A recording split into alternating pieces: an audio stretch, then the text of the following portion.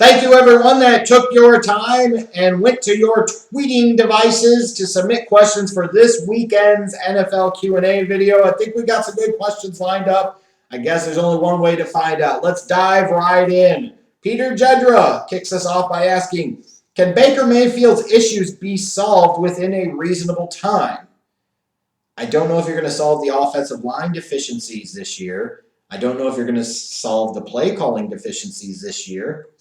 I don't know if you're going to settle Baker Mayfield this year, teach him how to actually demonstrate some pocket presence, get rid of his happy feet, get rid of his panic state. It depends on what you define as a reasonable time. I don't think that's going to necessarily change much this year. George Infulia asked, best general manager in the NFL right now, Chris Ballard or Howie Roseman? Results matter a little bit. I get what you're saying, like from a fundamentals and execution standpoint, Chris Ballard has done pretty good. And you lose Andrew Luck to retirement, and here are the Colts contending in the AFC South. So I get it. I liked a lot of what Chris Ballard has done. But Roseman's won a Super Bowl. So he would be the pick over him. That said, when you talk about general managers, even though a number of his notable draft picks bust out, it still has to be Bill Belichick. He's got 6 damn rings. The ultimate standard is winning. Doesn't matter, oh, you found all this talent and all this and all that. Well, if you don't win shit, it don't matter. So it's got to be Bill Belichick, even with a lot of the notable misses that he has. Chris Joseph, the most disappointing first-round picks from the 2017 draft. Oh, God. So far, I don't think Trubisky's been a disappointment because he is exactly who the hell I thought he was. But that said, you take a guy like him, number 2 overall, he certainly has been a disappointment. Solomon Thomas, who I thought the world of, has absolutely, positively been a disappointment. There is no question about that. Then you look at those wide receivers that were taken, all 3 of them in the top 10. Corey Davis, pick 5. Mike Williams, pick 7. John Ross, pick 9. They really haven't been worth a shit. And I'm sorry. It's just the reality. Mike Williams has battled some injuries. John Ross has battled some injuries. Corey Davis has battled a couple injuries. Like, you take wide receivers in the top 10, you're expecting game breakers, you're expecting difference makers, and you have gotten none of that. Then you look at some of the defensive ends that were taken in the 20s. Charles Harris. I was confident that he sucked, and that's been validated. Taco Charlton, who I thought would be okay, he has sucked, and he's not even in Dallas anymore. So that obviously is a huge disappointment.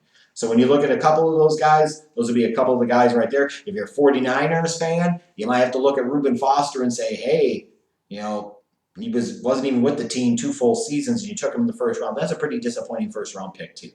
So those would be some of the most notable ones in my mind. Tim Dragon Kid asks, who's your front runner for Defensive Player of the Year right now? Has to be Shaq Barrett, and I don't know that it's close. Stephen Hilton, do you think the NFL should stick with 16 games and 1 bye week, or maybe go to 18 games with 2 bye weeks? If you're going to have X number of games, then you got to do something. Because having 4 preseason games where the starters largely aren't playing anyways isn't really doing the job for anybody. Why even risk injury to your backups in those games that don't mean anything? 2 preseason games, 18-game regular season, 2 bye weeks. The only problem with that is, man, logistically, that either means you have to start your regular season in the second half of August, or you got to push the end of your season to the middle to end of February. And maybe there would be an appeal there for the NFL to do so, but I don't know, man. That feels like it'd be pushing it a little bit.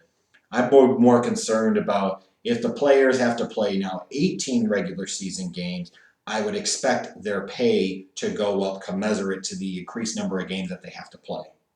That is not unreasonable. I don't want to hear about spoiled brats and millionaires and da-da-da-da-da.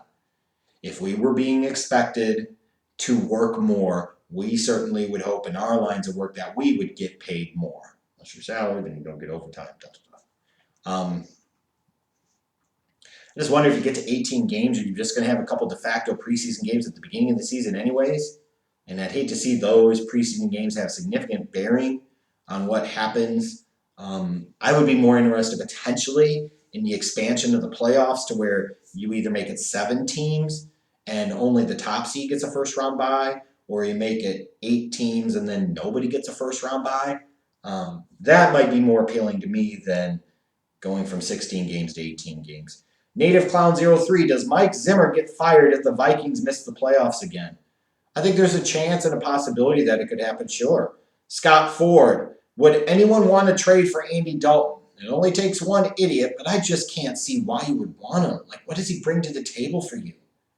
Like, what do you think you're really going to accomplish with Andy Dalton as your starting quarterback? I don't know. Shablagoosh, what do you think of the Packers' offense as a whole so far? Well, they're 4-1, first place in their division. Looked really damn good against a good Cowboys team last Sunday. If they get the ball into Aaron Jones's hands and they stick with the run enough to take some pressure off of Aaron Rodgers and they balance out their offense a little bit, they're a threat. If eventually they lose a game or two somewhere in the middle of the season, and all of a sudden Aaron Rodgers wants to be Aaron Rodgers and he wants to take over, then it's just not going to be very successful. It's just not. Not John's account asks, how has Matt Nagy gone this long being praised and defended when the Bears' success is largely due to their defense? I think this is a great, excellent question. For a guy that's supposed to be an offensive genius, for a guy that's supposed to be such a great offensive mind, the reality is he didn't have the play calling duties in Kansas City for very long under Andy Reid. So he didn't have a ton of play calling experience to begin with. When you look, you have not seen Trubisky grow and develop. The offense is very bottom of the league. I think it is totally fair to call out that the offensive-minded head coach is being bailed out by the elite-level defense. And at some point in time, Matt Nagy needs more shit for the crappy performance of his offense. Alex Seda asks, if Trubisky continues to decline, should the Bears go after guys like Nick Foles, Josh Rosen, Colin Kaepernick? Nick Foles, no. Because how much better is he really? Colin Kaepernick, I could care less about media attention or so on and so forth, but the dude hasn't played in 2+ years. And again, is he really going to be an upgrade over Trubisky? No. The only one that's an appealing option out of those three would be Rosen because he's young, but I'm not a Rosen guy. And I'm not sure that he would be that great of a fit for Nagy's offense. If it was going to be any of the three, I could see them potentially going after Rosen. But I saw Bears fans talking about trading away a 2nd or 3rd round pick for Josh Rosen. You're clowns. You wouldn't do that right now, and if you did, you're stupid. Dumb. Space Godzilla. What has been the Rams' biggest problem this season? Other than Jared Goff not being very good? Probably their offensive line. I would say their offensive line has been their biggest problem. Although you could look at a defense that gave up 50 damn points to the Buccaneers 2 weeks ago, you could say that's a pretty big problem too, and it is. Their defense is not very good, and their offense isn't as good as it has been either. So there you go. Oscar, which team or teams had high hopes, but their season is already over? Pittsburgh Steelers. Done. Dun, dun, dun, dun, dun, dun, dun. The Jets. Dun, dun, dun, dun, dun, dun, dun. Does anybody doubt that? Done. Done. Who else had high expectations and their season is already over? I don't know if the Falcons had high expectations, but maybe they had some expectations. But they're done. Done, done. Ooh, good Lord. This is bad. Those are the teams that stand out to me. Darren Faust. Best of the 3-2 teams in the NFL. Best of the 3-2 teams, almost certainly isn't the Chicago Bears. Maybe it's still the Cowboys. But the past couple of weeks, they've actually played good teams and they've gotten beaten.